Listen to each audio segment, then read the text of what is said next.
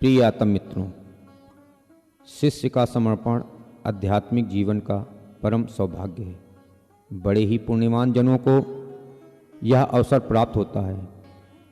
यह अंकुरण सहज नहीं होता है। अनेकों जन्मों का तप, व्रत, जप, दान और ध्यान और अगणित शुभ कर्मों के सुयोग से हृदय भूमि में इतनी ऊर्जा हो पाती है कि शिष्य का गुरु के प्रति समर्पण हो पाता है, इसका बीज अंकुरित हो पाता है।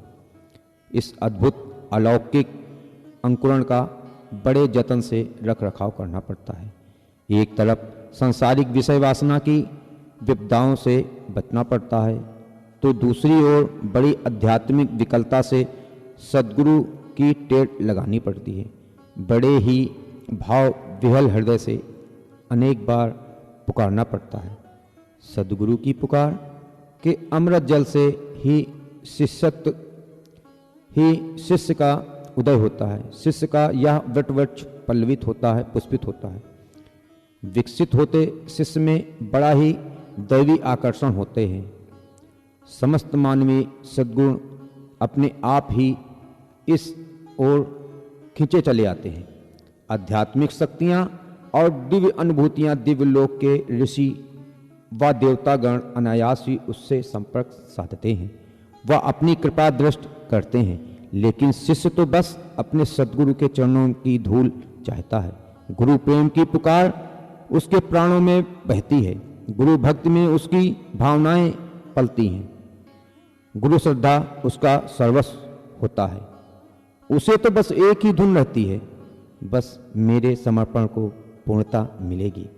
कब मेरे आराध्य मेरे समूचे अस्तित्व को स्वीकार करेंगे, कब वह मेरे हृदय की भावनाओं को अपनी भावना बनाएंगे। इस धुन में शिष्य दिव्यता का महाचुंबक हो जाता है। उसमें न लोक की कोई चाहत बसती है, न परलोक की। अब उसे कोई कामना नहीं सताती, न कोई वासना। स्वर्ग, मुक्ति, ज्ञान, ध्यान सबके सब गुरु प्रेम में विलीन हो जाते हैं।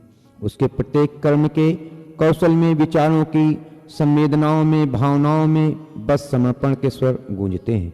सद्गुरु कृपा ही केवलम, ना ही अन्यत्र में जीवनम। उसका बस यही उद्देश्य रह जाता है। प्राणों में बस यही एक गीत पलता है। शिष्य की कोई मांग नहीं होती, उसकी कोई शर्त नहीं होती। वह तो अपने गुरु रूपी प्रभु पर निछावर हो जाता है, स्वयं को उन पर लुटा देना चाहता है। उसके प्रत्येक संकेत व आदेश पर 100 बार जीना मरना चाहता है। उसके इस समर्पण को पूर्णता देने के लिए परम कृपालु गुरुदेव उसकी अंतर चेतना में अवतरित होते हैं। परंतु मित्रों, विडंबना यह है कि आज का शिष्य गुरु बनाने से पहले उसके वैभव को देखता है, उसके आश्रमों को देखता है, उसकी पहुंच को देखता है कि उसके कितने शिष्य हैं, कितने भक्त हैं, यह सब देखता है।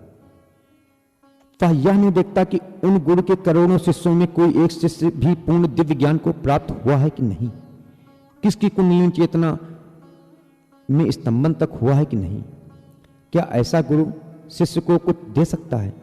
जो गुरु अपने शिष्य को देगा तो उसके पास होना भी तो चाहिए। आजकल समाज में बहुत से गुरु भरे पड़े हैं जो खुद खाली हाथ हैं, शिष्यों को देने की बातें करते हैं, और शिष्य भी उनके पीछे पीछे अपना जीवन का अमूल्य समय नष्ट करता है और अंत में खाली हाथ मृत्यु का ग्रास बन जाता है। इसमें गलती आपके गुरु की नहीं है, गलती आपकी है। तो खामियाजा भी मित्रों आपको ही भुगतना पड़ेगा।